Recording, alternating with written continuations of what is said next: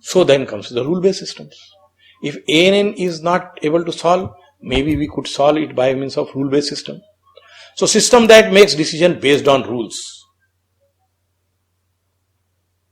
Typical. If the marks obtained are less than 40, declare the candidate fail. So we have if certain condition satisfied, then the conclusion.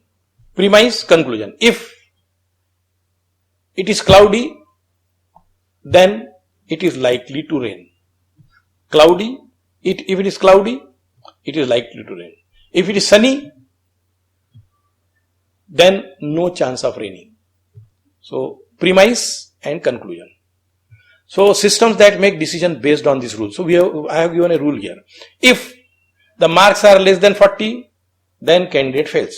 If marks are equal to or greater than 40, the person passes.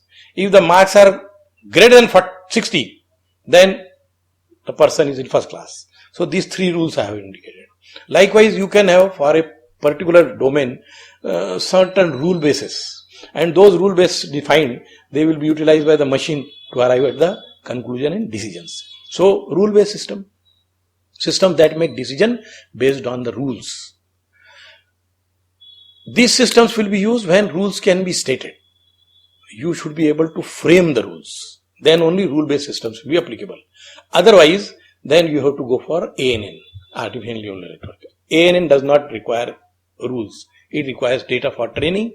You give the data set, it gets trained, and then it learns from that trained data and then takes the decision. So it is non-rule based. Rule based systems, there you can make the rules. So you give those rules to the system, then they can be utilized for taking the decisions. The rules can be crisp rules, yes or no type. Is the person male?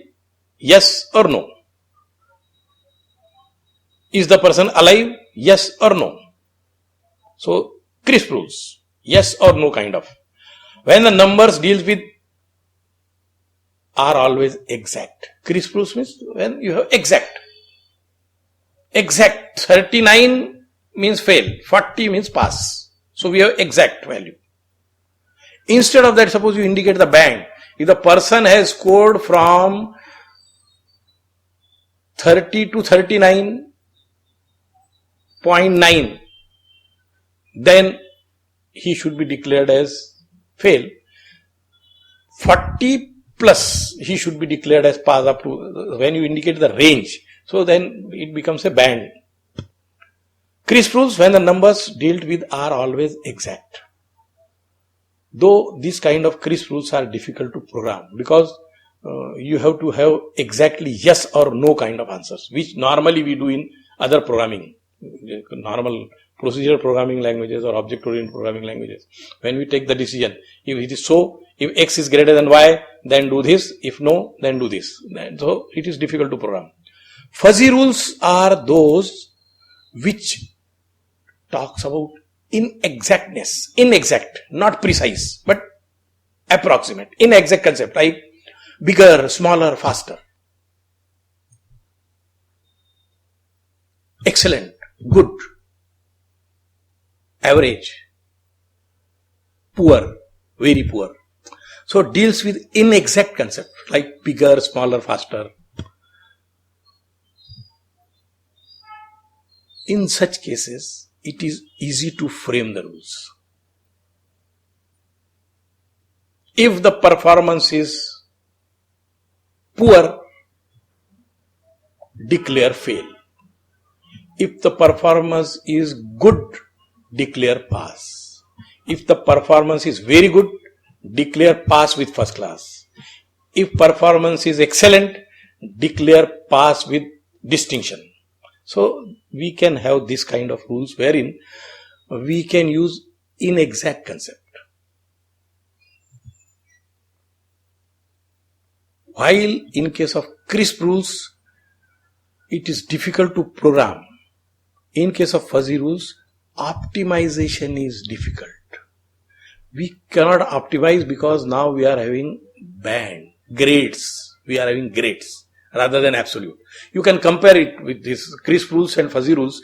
Just you can compare that when you are having absolute percentage for your performance in an exam, that you passed with 76%. It is crisp, 76%, exact. We have a grade. You passed in A grade. That can go from 70 to 80. So that is the optimization is difficult when we talk about fuzzy rules. I suppose you understand what I am trying to bring you at the point. Now, rule-based systems, how they work. First, we define the rules. We identify a domain. There you define the rules. Don't get rather dejected if you do not try to, rather you are not able to understand what I am now going to talk about, because I am going to just introduce you to the concept of ANN, rule-based system, fuzzy neural, genetic algorithm. Just we are going to have something on our brain or mind so that we can further day after next session onwards, we will be able to then go into the details of that. So first define the rules. As I said, it is easier said than done. Define the rules, how simple it is. But then you sit and then try to identify the rules.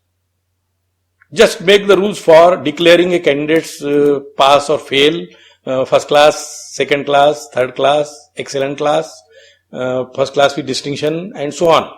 And then we would like to have rules for those who are failing, what way they will be allowed to go for evaluation and all. So define the rules.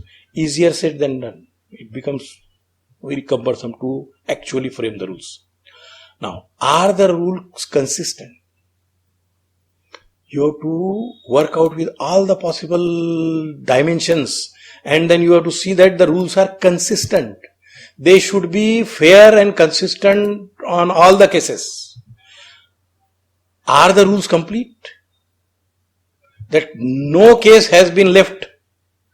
So first define the rules. When we say easier said than done, because we have to check, are the rules consistent? Are the rules complete?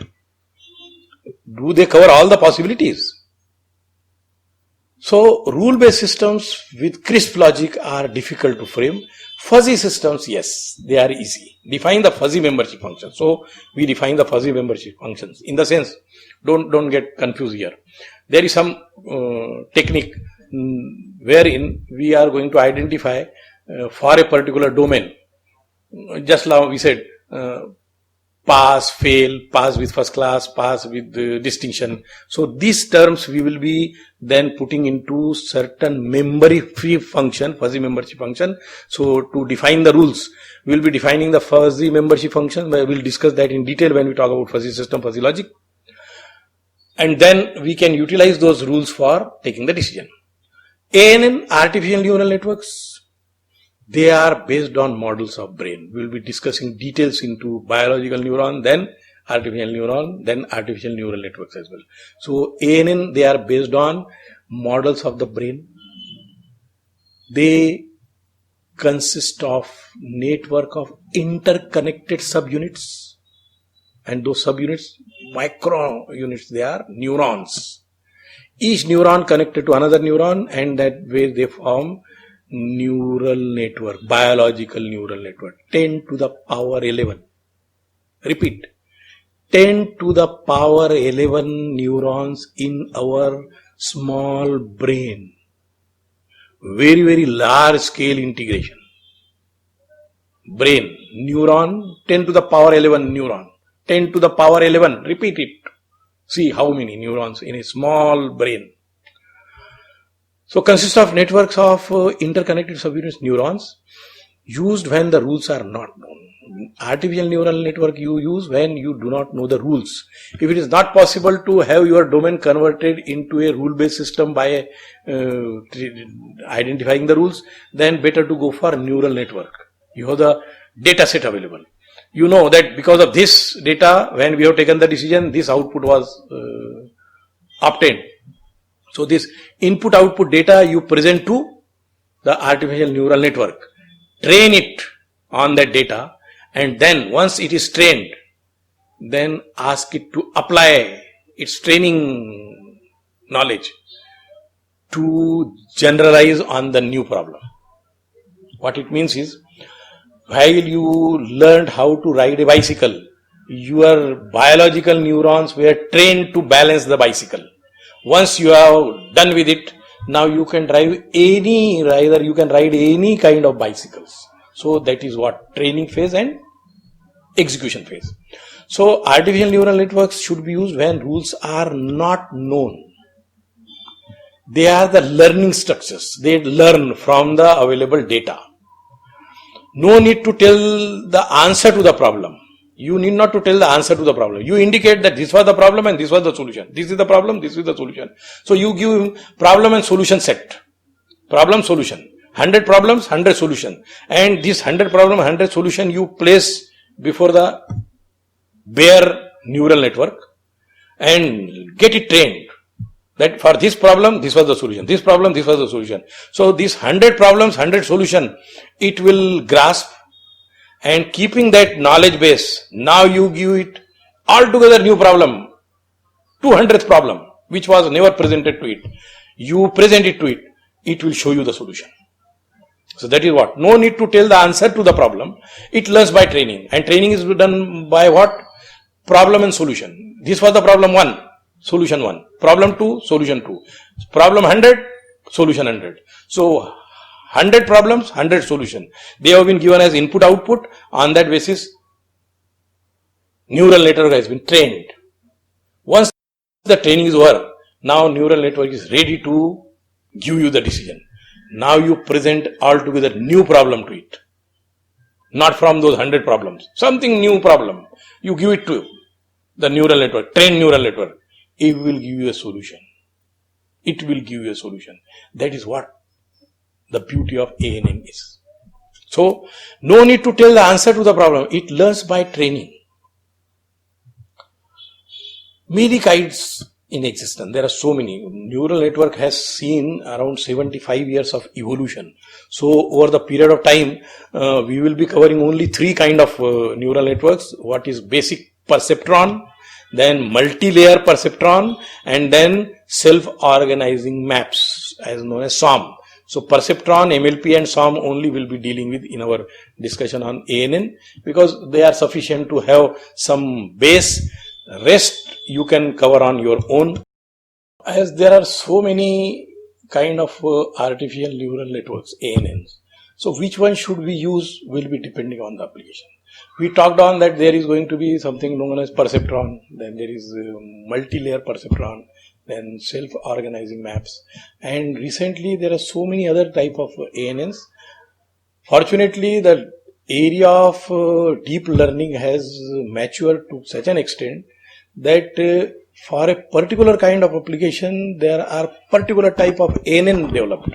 So the basic core ANN once we know, then you will be able to identify for what application, which of the type of ANN should be utilized.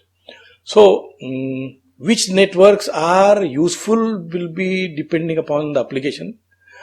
For example, perceptrons are useful for simple problems, what we call as where there is a linear separability. That the problem is such that there can be a linear, they are known as linear separable. Means you can divide them into 2 categories, one another. So, that is linear separable. So, simple perceptrons are better to be applying there. MLPs, multi-layer perceptrons, they handle problem which cannot be handled by a single layer perceptron, typically non-separable, non-linearly separable. They are separable, but then it is not a straight line. It is multiple curve. There is a clustering and all. So that way, MLP can be better utilized there. And if even they are not non-linearly separable, then deep learning can be applied. Without having any pattern, that pattern recognition can be done by this machine learning. So perceptrons and MLPs both use supervised learning. Yes, there is another class known as supervised learning and unsupervised learning. Must know the target values the network is learning. But what it means is, when you are training the network, you know input as well as output. So with this input-output pair, problem-solution pair, you present to the neural network for training. So this kind of thing, where input is known, output is also known, problem is known, solution is known. That type of thing is known as supervised learning, wherein problem and solution both are known. This is known as supervised learning. So perceptrons and MLPs, they are better at supervised learning. There is another class of thing where a solution is not available. The problem is available, solution is not available. So how do you train? So that is known as unsupervised learning, SOMs. Self-organizing maps. Self-organizing, the name itself indicates. Self-organizing maps, they are unsupervised. So captures cluster in the data. Capture clusters in the data. Given the data, from there they identify the cluster and then they group together and they learn from that data clustering itself that what will be the problem and what will be the solution. So vector quantizers, they are also unsupervised, rather vector quantizers are self-organizing, coherent self-organizing maps which learn unsupervised way. There is no need to have output available, solution available. However, during all this, it must be, you should be careful enough that what kind of data you are using to train the network. Data selection, data set selection for training the network is equally important. Because you know that a fellow is going to be a pilot. The fellow is going to be a pilot. And you are training him on a truck, how to drive. So that is what we mean by the which data. Care must be taken with the data used to train the network. While you are training the network, what data you are using? You cannot say that, he should know driving. So, but then he should know driving the helicopter. He should know driving the aeroplane, not driving a Luna. So this is the difference. So care must be taken with the data used to train the network. It is easy to badly train an ANN. You will train a person somewhere else where he is not supposed to be. Typical of the case you can consider, we teachers, we are never taught, never trained to be a teacher. So it is easy to badly train an ANN. We have been trained to become an engineer. So we are engineer by training and teacher by profession. So it is easy to badly train an ANN. Other circumstances where ANN do not function well, you should not try to impose ANN on that. See that you do not apply ANN to that place where it is not applicable. Just because you are having a hammer, don't try to put a solution with hammer everywhere. Hammer cannot be a solution to every problem. So that way. Then comes the third part of computational intelligence, called as evolutionary algorithm, based on mechanism of natural selection and biological evolution. Chromosomes and genetic algorithms, they are the part of this evolutionary algorithm. Evaluate fitness or initially random solutions. From there, best of the solution is identified. More fit individuals produce more offspring.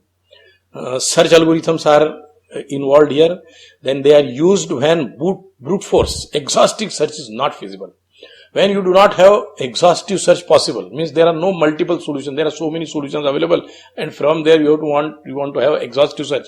If this kind of thing is not possible, better to go for genetic algorithm or evolutionary algorithm. Useful for multi-parameter optimization. When you want to have a problem with multiple parameters which are to be simultaneously optimized, then evolutionary algorithms will be a better choice rather than neural net or fuzzy logic. Evolutionary algorithms, there are several kinds which exist. Typical of them is genetic algorithm is one of the evolutionary algorithms. Evolutionary strategies ES is another. Evolutionary programming EP is another.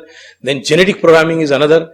So these typical of the kinds, they require certain characteristics. They should be representable, they should be fitness, objective function, and there should be representation. What does it mean? Must be able to represent the problem in the algorithm. It should be possible to formulate the problem into the algorithm. Don't try to put everything into, rather compress that into genetic algorithm. It may not be. Some means of encoding the candidate solution is also required. If that representation is possible, then only evolutionary algorithms will be applicable. Then evaluation. Not only representation should be possible, evaluation should also be possible. Some means of rating the candidates must exist. Evaluation means why you consider that this solution is the best out of 100. So that evaluation strategy must be known. If it is possible to represent the problem properly into genetic algorithm, and also it is possible to see whether the solution is exact solution, optimum solution or not. Evaluation of the solution. If these two requirements are met, better to go for genetic algorithm or evolutionary algorithm. Binary ratings are no good. Yes or no type of evaluation is not good. Whether that is the case when you go to a doctor.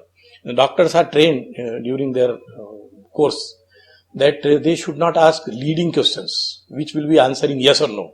The doctor will never ask you, do you have a headache? You will say yes. A patient has gone to the doctor, then he will say yes. So that is what binary ratings are no good. Just so when the candidate has been asked that do you have headache and he says yes, what is the confidence factor? What is the truth factor? How true it is that yes, he has got really the headache. How you are going to test whether the candidate is 100% correct. So binary ratings are not good. Some means of rating the candidates must exist, but then binary ratings are no good. So evaluation strategy should be available. That's what binary rating is, right or wrong, yes or no. Fitness function must be objective. There must be some objective defined into that fitness function which can be achievable. So fitness function must separate good candidates from bad candidates. That objective function must be, fitness function, objective function must be such that it can separate out yes or no, rather good and bad. So that evaluation of solution must be available. Most problems dependent component of EA. It is most problem dependent component of evolutionary algorithm is that evaluation. Now to conclude our today's discussion on computational intelligence or artificial intelligence and various parts we have covered, what we can conclude is computational intelligence is subset of artificial intelligence, and machine intelligence by human brain like computation. Machine intelligence, that CI represent what? It represent machine intelligence very similar to human brain like computation. Many different kinds of CI are available. We will be concentrating mainly on three in this program. One will be neural network, another will be fuzzy rule-based system, and third will be fuzzy neural systems. We will not be talking about genetic algorithm, we will not talk about evolutionary algorithms, nor we will talk about artificial immune systems. So they are part of soft computing, they are part of computational intelligence, they are very much part of AI. But then time restrictions we will be confining to neural network basics, fuzzy rule based systems and fuzzy neural system. Now last, to get you motivated, understand that both neural network as well as fuzzy logic, they are biologically or human brain inspired techniques. Neural networks are inspired from biological neuron network in our brain. So, what is fuzzy logic derived from, inherited from, rather, inspired from? Tell me, what is the difference between brain and mind? What is the difference between brain and mind? Think. Thank you very much.